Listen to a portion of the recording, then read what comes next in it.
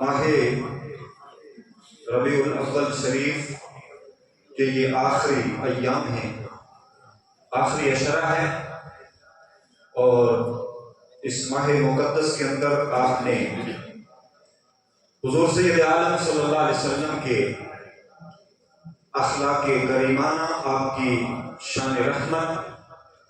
آپ کے اخلاق، آپ کی سیرت کے مختلف گوشے سماعت فرمائے ہیں، اور بارہا یہ آیت مقدسہ بھی اس ضمن میں آپ نے سنی ہوگی اور علماء سے بیان بھی سنے ہوں گے۔ یہ آیت مقدسہ مقام ابراہیم کے متعلق ہے۔ اس میں رب اپنے بندوں سے ارشاد فرماتا ہے کہ اے میرے بندو، مقام ابراہیم کو اپنی سجدہ گاہ بنا دو، اور میرا مقصد اس آیت مقدسہ کی روشنی میں صرف یہ واضح کرنا ہے کہ اللہ والے، چاہے وہ انبیاء کرام کی جماعت مقدسہ ہو،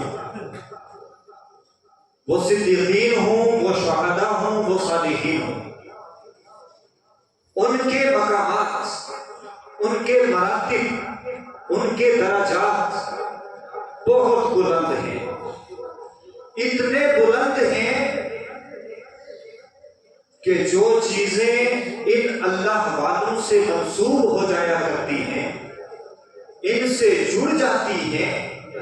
ان سے متعلق ہو جاتی ہیں، ان کا بھی اپنا ایک مقام و مرتبہ ہے۔ بس یہ چیز مجھے واضح کرنی ہے چونکہ وقت بہت مختصر ہے،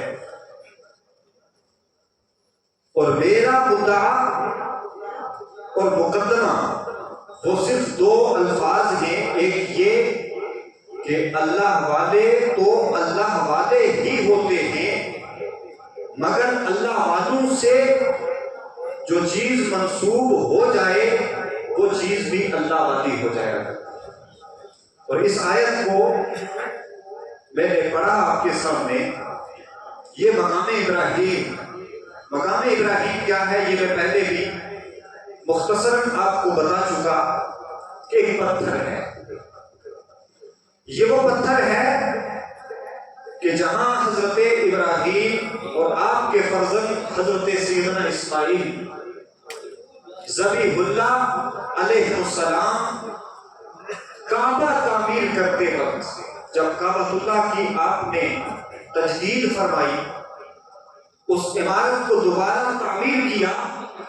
تو یہ وہ پتھر ہے جس پتھر پر چڑھ کر کے حضرت ابراہیم خلیل اللہ نے اس دیوار کعبہ کو تعمیر کیا۔ امام ابن حجر اسقلانی رحمۃ اللہ تعالی علیہ اور دیگر ائمہ محدثین نے یہ لکھا کہ جب دیوار کعبہ بلند ہو گئی اور حضرت ابراہیم کی پہنچ وہاں تک نہیں تھی تو یہ پتھر لایا گیا، تو آپ اس کے اوپر چڑھ کے بلند ہوئے تو آپ کے فرزند نیچے سے پتھر اور گاڑا آپ کو دیتے، تو یوں کرتے کرتے چاروں طرف گھومتے گھومتے حضرت ابراہیم خلیل اللہ علیہ السلام نے اپنے بیٹے کی معاونت سے کعبہ کی تعمیر کو مکمل کیا۔ اور اللہ تبارک و تعالیٰ نے انبیاء کرام کو یہ اعزاز بخشا ہے کہ جہاں ان کے قدم لگتے ہیں، جن جن پتھروں پر اللہ ان کے قدموں کے نشانات کو ان پتھروں پر پیوست کر دیتا، پتھر ان کے لیے گرم ہو جاتے۔ تو جب وہ کعبہ مکمل ہوا، قرآن کریم کے اندر موجود ہے وَإِذْ يَرْفَعُ إِبْرَاهِيمُ الْقَوَاعِدَ مِنَ الْبَيْتِ، یہ پوری آیت مقدسہ پھر حضرت ابراہیم خلیل اللہ علیہ الصلوۃ والتسلیم جب یہ دیواریں مکمل کر چکے، تعمیر مکمل ہوئی، تو آپ نے عرض کیا رب کی بارگاہ میں ربنا تقبل منا انک انت السمیع العلیم۔ اس آیت کا یہ حصہ ہے اور آخری حصہ ہے، اور اس کے بعد پھر اپنے اس امت کا تذکرہ بھی حضرت ابراہیم نے کیا کہ وہ آخری امت، اے رب جلیل یہ جو ہم نے محنت کی، تیرا گھر تعمیر کیا، میں نے اور میرے بیٹے نے، ہم دونوں کو تو اپنا فرما بردار بنا دے، اور ہماری ذریت میں سے، اولاد میں سے وہ آخری امت جو آنے والی ہے، اس امت کا تذکرہ کیا۔ مولا اس فرما بردار امت کو میری ذریت میں پیدا کرنا، میری اولاد میں پیدا کرنا، اور وہ نبی یہ آخر الزمان جس کی وجہ سے وہ آخری امت خیر امت ہوگی، ساری امتوں پر فضیلت والی ہوگی، اس محبوب محمد عربی صلی اللہ علیہ وسلم کو میری ذریت میں پیدا کرنا۔ تو حضرت ابراہیم خلیل اللہ علیہ نبینا وعلیہ الصلوۃ والتسلیم کی نسبت کی وجہ سے، آپ کے قدموں کی وجہ سے یہ برکت حاصل ہوئی اس پتھر کو، اور محدثین فرماتے ہیں کہ پھر اس پتھر کو محفوظ کر دیا گیا، اور ابتدائی حالات اس کے جب مفسرین نے بیان کیے کہ اس پتھر پر حضرت ابراہیم خلیل اللہ کی جو پنجہ ہے پاؤں کا، اس کے نشانات بھی موجود تھے، آپ کی ایڑی شریف کے جو نشانات تھے وہ بھی موجود تھے، مگر مرور زمانہ کے ساتھ چونکہ عقیدت مندوں کی بھیڑ جب وہاں امڑا کرتی تو لوگ کہیں بوسہ دیتے، کوئی ہاتھ لگاتا، تو مفسرین اور محدثین فرماتے ہیں کہ اس وجہ سے آہستہ آہستہ وہ نشانات مٹنے لگے، تو پھر اس کو محفوظ کر دیا گیا۔ حالانکہ رب نے یہ حکم دیا تھا کہ میرے خلیل کے قدموں کی وجہ سے یہ پتھر اتنا برکتوں والا ہے کہ حج کرنے والوں جب تم طواف سے فارغ ہو جاؤ تو اس کے بعد اس میرے خلیل کے قدموں کے مقام کو، جس کو مقام ابراہیم کہتے ہیں، اپنا مصلی بنا لو اور 2 رکعت نماز پڑھو۔ تو یہ جو مقام اس مقام ابراہیم کا ہے، یہ حضرت ابراہیم خلیل اللہ علیہ الصلوۃ والتسلیم کی نسبت کی وجہ سے۔ تو حضرت ابراہیم کا اپنا مقام کیا ہوگا کہ جن کے قدم پتھر پر پڑے اور اللہ اس پتھر کو برکت والا اور عظمت والا بنا دے، اور ایک مرتبہ نہیں بلکہ کلام مجید میں 2 بار اس کا ذکر آیا، اور اس کا ذکر کر کے اس کی رفعت و بلندی کا ذکر کر کے رب نے فرمایا فیہ آیات بینات من مقام ابراہیم، کہ اس شہر مکہ کے اندر بہت ساری نشانیاں ہیں، اور ان نشانیوں میں سے اللہ کی ایک نشانی مقام ابراہیم ہے، اور وہ مقام ابراہیم حضرت ابراہیم خلیل اللہ علیہ الصلوۃ والتسلیم کے قدموں کے نشان ہیں، وہ پتھر ہے جس پتھر پر حضرت ابراہیم خلیل اللہ نے کھڑے ہو کر کعبۃ اللہ کی تعمیر فرمائی تھی۔ اور پھر آپ آگے بڑھیں، کلام مجید کے اندر رب کائنات نے ارشاد فرمایا اسی مکہ کے تعلق سے، دنیا کے اندر بڑے بڑے شہر ہیں، چاہے وہ رقبے کے لحاظ سے ہوں، چاہے وہ ظاہری خوبصورتی کے لحاظ سے ہوں، چاہے وہ وہاں کی آبادی یا معیشت کے لحاظ سے ہوں، مگر کوئی ایسا شہر نہیں جس کی قسم اللہ نے کھائی ہو۔ وہ ایک ہی شہر ہے جس کے تعلق سے رب نے کلام مجید میں ارشاد فرمایا لا اقسم بهذا البلد وانت حل بهذا البلد، رب نے ارشاد فرمایا کہ مجھ کو اس شہر مکہ کی قسم، وہ قسم کیوں؟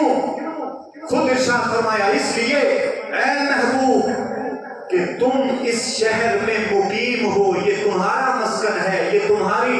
جائے ولادت ہے، یہ تمہارے رہنے کی جگہ ہے۔ محمد عربی سید عالم سید الانبیاء رحمت للعالمین، کتنی عظمتیں اللہ نے اپنے محبوب کو عطا فرمائی، مگر آپ کی ولادت جس شہر کے اندر ہوتی ہے اس کی عظمت کیا ہے، اس کا مقام و مرتبہ کیا ہے کہ رب اس کی قسم اٹھا رہا ہے، اور یہ لا جو سمجھتے ہیں عربی گرامر کو وہ جانتے ہیں یہ لا زائدہ ہے، اور لا زائدہ لا کر کے رب قدیر نے یہ بندو میں غنی ہوں، میں صمد ہوں، میں بے نیاز ہوں، مجھے قسمیں اٹھانے کی ضرورت نہیں، مگر یہاں معاملہ میرے محبوب کی عظمت کا ہے، تو تم سمجھ لو کہ اس کی عظمت اتنی ہے کہ اس کی عظمت کے لیے میں قسمیں اٹھاتا ہوں۔ اور اپنے محبوب اعظم سید عالم صلی اللہ علیہ وسلم کی قسم نہیں، بلکہ ان کی ذات کی قسم نہیں، اس مقام اور اس جگہ کی قسم، اس شہر کی قسم رب نے اٹھائی، پورے شہر کی، کہ جس شہر میں میرے آقا صلی اللہ علیہ وسلم تشریف لائے۔ تو حضور کا مقام کتنا ہوگا جب اس شہر کا اتنا مقام ہے جس شہر کے اندر میرے آقا صلی اللہ علیہ وسلم تشریف لائے، اس گھر کا کتنا مقام ہوگا جس گھر کے اندر میرے آقا تشریف لائے، اور وہ خاص جگہ جہاں اللہ نے حوران بہشت کی ایک فوج کو بھیجا، حضرت مریم کو بھیجا، حضرت آسیہ کو بھیجا، اور وہ آپ کی دائیاں بن کر کے حضور صلی اللہ علیہ وسلم کے پاس تشریف لائیں، آپ کی والدہ کے پاس تشریف لائیں۔ پھر اس جگہ کا، اس خاص مقام کا عالم کیا ہوگا، اس کی عظمتوں کا عالم کیا ہوگا؟ تو گویا اللہ والے بڑی عظمت کے مالک ہیں، بڑی شان کے مالک ہیں، بڑی عظمت اور شان کے متحمل ہیں۔ ان کی شانوں کو ہم کیا سمجھیں جبکہ ان سے جو تعلق رکھنے والے شہر ہیں اللہ نے ان کی قسمیں اٹھائیں، ان کی عظمت اور ان کے پاؤں اور قدموں سے لگنے والے پتھروں کی اللہ نے اتنی عظمت بیان فرمائی کہ انہیں اپنی نشانیاں قرار دیا۔ اور اسی طرح آخری بات کہہ کر کے میں گزروں گا، وقت نہیں ہے، حجاج کرام یہاں پر بہت سارے ایسے لوگ ہیں جو حج کرنے جاتے ہیں، اللہ تعالیٰ ہم سب کو توفیق دے کہ ہم اس شہر میں جائیں، اس کی رانائیوں کو دیکھیں، وہ مقام کہ جہاں پر جب حاجی جاتا ہے، جو لوگ گئے ہیں حج کے لیے، عمرے کے لیے، وہ جانتے ہیں کہ جب کعبۃ اللہ کے اندر داخل ہوتے ہیں طواف کے لیے تو ایک قہر، ایک جلال، ایک عظمت، ایک روب انسان کے دل پر طاری ہوتا ہے۔ قدرتی طور پر کوئی کتنا بڑا بہادر سمجھتا ہو خود کو، مگر جب حرمین کی حدود کے اندر وہ داخل ہوتا ہے تو قدرتی روب اس کے دل پر ہوتا ہے، خوف خدا اس پر طاری ہوتا ہے۔ مگر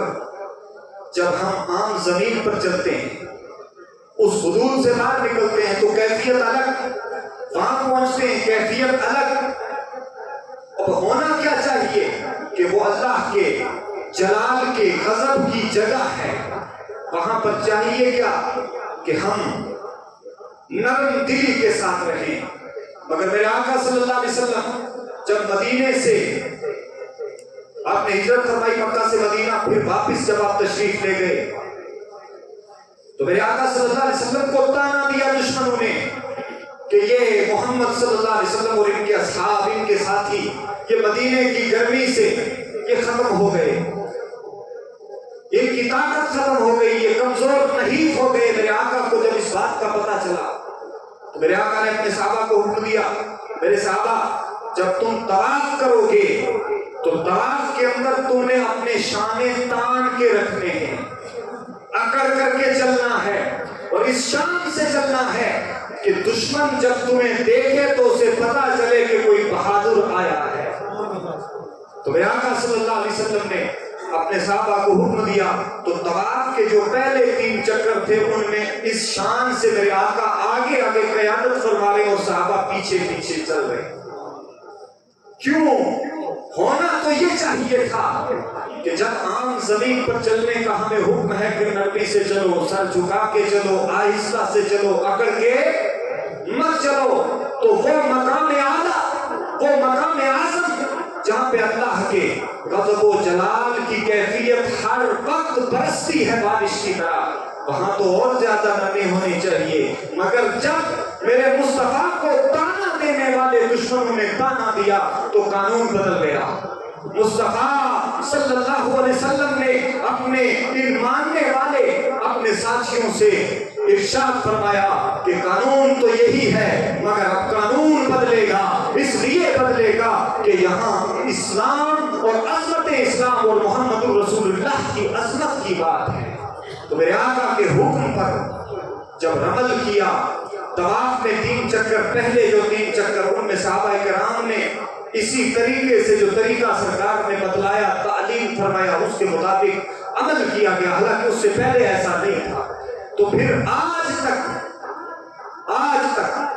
1450 سال سے زیادہ کا عرصہ گزرا، آج تک وہ رمل سنت ہے، باعث سوال ہے، اور زمین کے کسی دوسرے حصے میں اکڑ کر کے چلنا باعث گناہ ہے۔ کیوں؟ اس لیے کہ وہ رمل، وہ اکڑ کر کے چلنا وہ مصطفیٰ کی سنت بن گیا، اور یہاں اکڑ کر کے چلنا یہ مصطفیٰ کی سنت کے مخالف تھا، اور سرکار کا ہر طریقہ، سرکار کی ہر سنت، سرکار کی ہر ادا وہی عین دین ہے، وہی اصل اسلام ہے۔ اس لیے اللہ والے، یہ انبیاء کی جماعت، یہ صدیقین کی جماعت، یہ شہداء کی جماعت، یہ اولیاء اللہ کی جماعت، یہ تو اللہ والے ہیں، یہ تو اللہ کی نشانیاں ہیں، یہ تو اللہ کے نزدیک خود بہت عظمت والے ہیں۔ جو ان کے قدموں سے جڑ جایا کرتا ہے وہ بھی با عظمت اور با وقار بن جایا کرتا ہے۔ اسی لیے حضور نبی اکرم صلی اللہ علیہ وسلم نے اپنے مدینے کے تعلق سے ارشاد فرمایا، جب ہجرت کر کے میرے آقا مدینے تشریف لے گئے تو ارشاد فرمایا کہ مدینہ کیا تھا؟ بہت زیادہ گرمی، بہت زیادہ بیماریاں، بہت زیادہ پریشانیاں اور مصیبتیں، یعنی اس کو یثرب کہا جاتا تھا۔ لیکن میرے آقا جب اس مدینے میں تشریف لے گئے تو اب یہ یثرب نہیں، مدینۃ الرسول ہو گیا۔ اور میرے آقا نے اپنے اس شہر کے تعلق سے ارشاد فرمایا کہ میرے مدینے کو اللہ نے وہ عظمت دی ہے کہ دنیا کی کوئی روحانی بیماری ہو یا جسمانی بیماری ہو، اس کی مٹی کے اندر وہ شفا اللہ نے رکھی ہے کہ کوئی بیمار اگر میرے مدینے کی مٹی کو اٹھا کر لے جائے اور پھر اپنے لعاب دہن میں ملا کر کے اسے کھا لے، چاٹ لے، اللہ اس کو روحانی اور جسمانی تمام بیماریوں سے شفا یاب کر دیتا۔ تو یہ وہاں کی مٹی کی عظمت ہے، یہ وہاں کے کنکروں کی عظمت ہے، جہاں مصطفیٰ کے صحابہ کے مصطفیٰ کی اولاد کے قدم پڑے تو پھر ان ہستیوں کا اپنا کتنا مقام، کتنا مرتبہ ہوگا۔ بس کہنے کا مقصد یہ ہے کہ نسبت وہ عظیم مرتبہ ہے کہ جب بندہ اس سے جڑ جاتا ہے، اس سے تعلق قائم کر لیتا ہے تو پھر وہ خود اس با عظمت سے جڑ کر کے عظمت والا ہو جایا کرتا ہے۔ اس لیے ہم جن عظمت والوں کے غلام ہیں، ہم جن عظمت والوں سے اپنا رشتہ رکھتے ہیں، ہمیں ان کے طریقے کو اپنی زندگی پر عملی طور پہ اپنانا ہوگا، وگرنہ آج دنیا مصطفیٰ جان رحمت صلی اللہ علیہ وسلم کے تعلق سے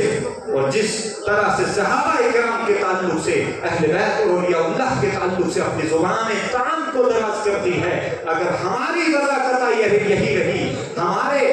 اسی طرح کے خیالات رہے اور ہمارے حالات اور ہمارے طریقے یہی رہے تو پھر ان کی عظمت پر تو کوئی حرف نہیں آئے گا۔ ان کی عظمتیں تو اللہ نے بلند کی ہیں، ہمارے نشانات مٹ جائیں گے، ہم دنیا میں بے نام ہو جائیں گے، بے توقیر اور بے عزت ہو جائیں گے۔ اس لیے اگر اپنی عزتیں چاہتا ہے مسلمان تو آج بھی مصطفیٰ کے قدموں سے اسے جڑنا ہوگا، اولیاء کے قدموں سے جڑنا ہوگا، اور ان عظمت والوں کے قدموں سے جڑنا ہوگا۔ اللہ تعالی ہمیں اپنے محبوبین کا خادم بنائے، ان کا نوکر رکھے، اور ان کی نسبتوں پر ہم سب کو کھرا اترنے کی توفیق عطا فرمائے۔